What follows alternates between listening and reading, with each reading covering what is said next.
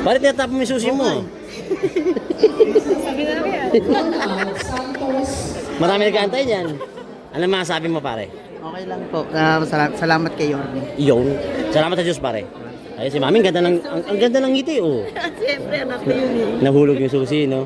Hinuhulog yung susi. Merceditas de los Reyes Cayabiao.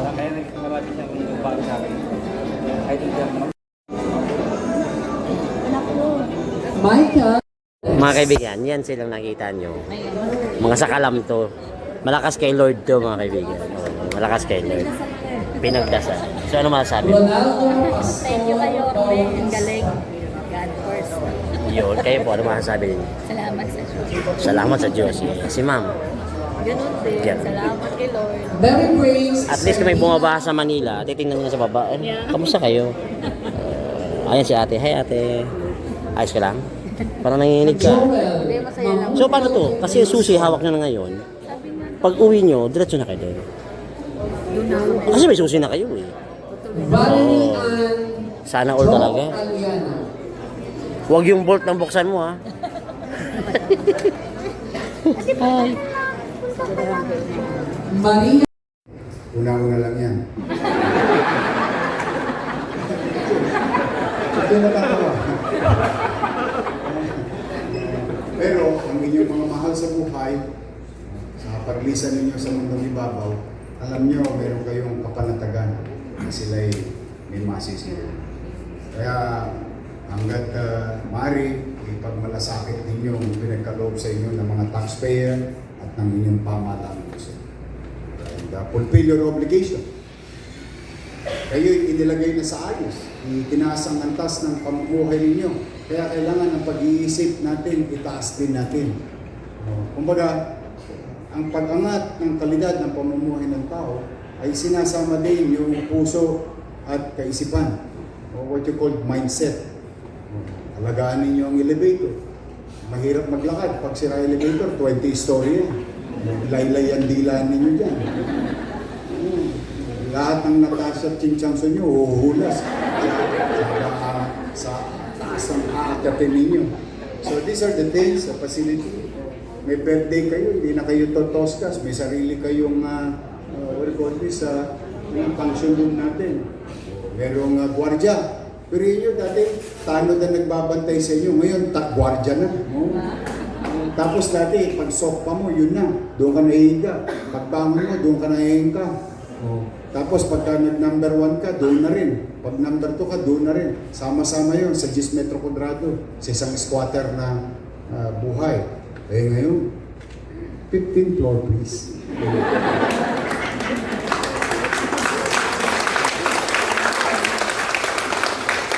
Bumabaha ang Maynila, nakanyangga ka doon sa bintana. Kamusta kayo dyan? I mean, you really have to look at this way and what kind of life that you had after this.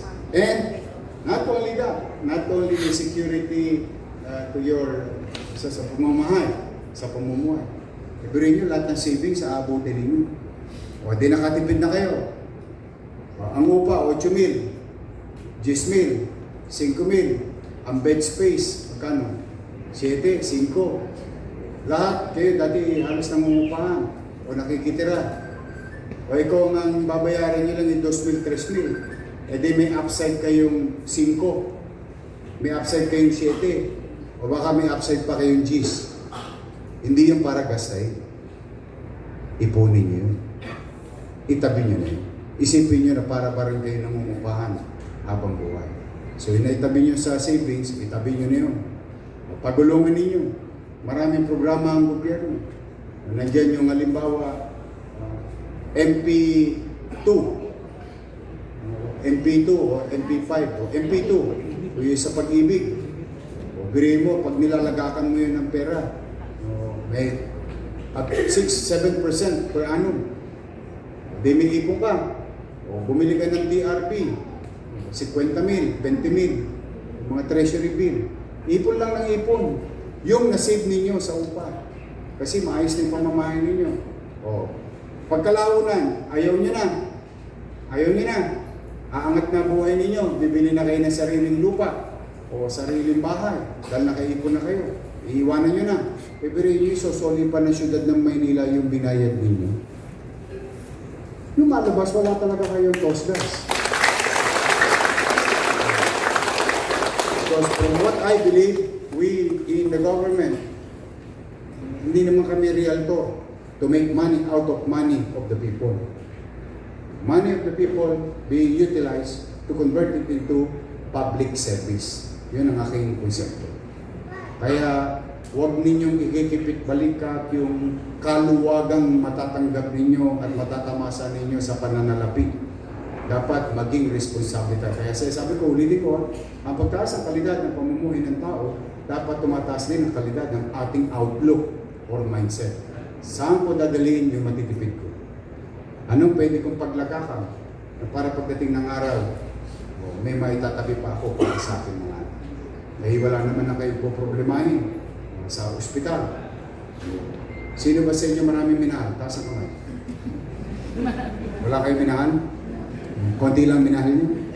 Hindi wala kayong sakit sa puso. But kidding aside, imagine ninyo, we are the only local government unit na may angioplasty. Ayan si Padilla, nakadalawa tayo, successful. Ang bill, 975,000. Bawat isa ng pasyente. Ang binayaran sa lungsod ng Maynila, 0.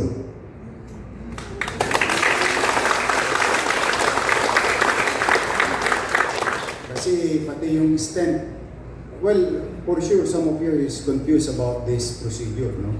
Angioplasty. Pero sana wag nyo nang malaman.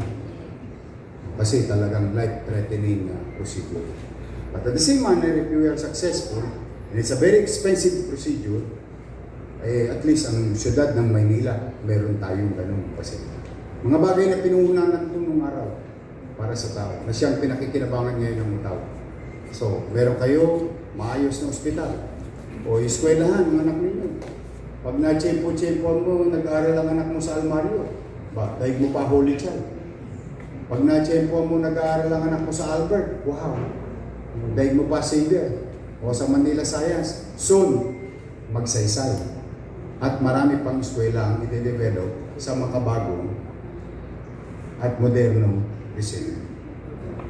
Public school, ang hinahanap, nagagalit yung mga anak sa nanay.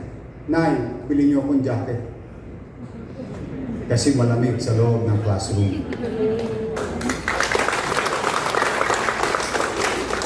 So lahat ng maganda at mabuti, hindi lang basta maganda ha, hindi lang basta moderno. Ibig sabihin, at par with the private sector. Katulad nito, housing. Pag bumili kayo ng studio sa SMDC, magkano? 5 million. 5 million.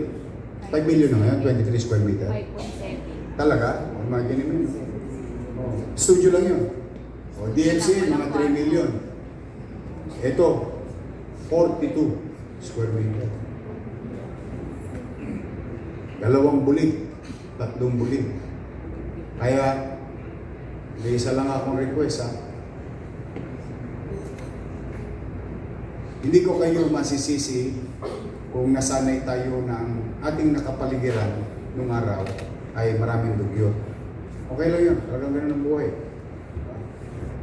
Pero huwag niyong dudugyutin itong para sa inyo to, habang buhay niya. Ingatan ninyo. Sa inyo, kayo titira dyan.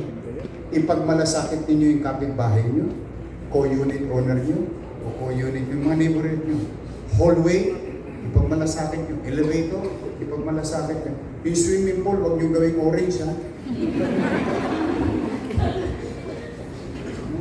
Pagmalasakit yun. Kasi the more yung pagmamalasakit yan, the more yan titibay, the more yan maayos. Kayo naman ang makikinabang, hindi naman ako ang titira doon. Ha? So, I am now at least happy yung mga pangarap ko, katulad ng pangarap ni Lee Kuan Yew ng Singapore, ay unti-unti nating nakikita sa lungsod ng Maynila. So, congratulations! And at another good news, hindi lang certificate of award na ratify na ng council, yung award nila. Na-ratify na? Ratify na.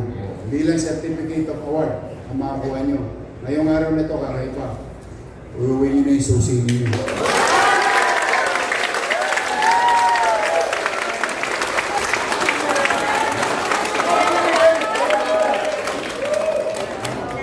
Natutuwa nga ako kay Jubel. Talagang mabunod yan. Alam niyo ba, aplikante siya? 2021. Kaya sa mga nanonood na dating aplikante, huwag kayong mag-aalala. Hinahalo ulit namin. Kasi nagawa namin ang parte namin bilang gobyerno.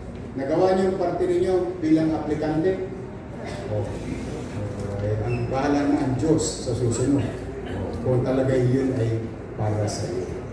Sa akin naman mga kapwa-empleyado na yung nagsabi yata sa inyo, okay nagpapaniwala yung totoo yan. Dahil pang special child yan. Ayan, kayo na lang makakahusga. Kayo mismo makakahusga. Ni isa yata sa inyo, wala akong nakausap. Meron ba akong nakausap na personal sa inyo? Yan ang patutuwa. Maswerte mo. Talagang gagawin ko ang bagay na dapat kong gawin para sa mga mga gampanan ninyo ang inyong tungkulin, then let God do the rest. Sabi ng kasabihan sa English, do your best and let God do the rest. Okay? Hindi lang ako tuwang-tuwa. Kasi yung pangarap ng nanay kong hindi naganap sa panahon na sila'y aking magulang at aking nakamit bilang anak nila. Kayo, makakamit ninyo para sa inyong mga anak. Mga araw, pagkakain naman kayo ng buong ito. Manila! God bless. Thank you.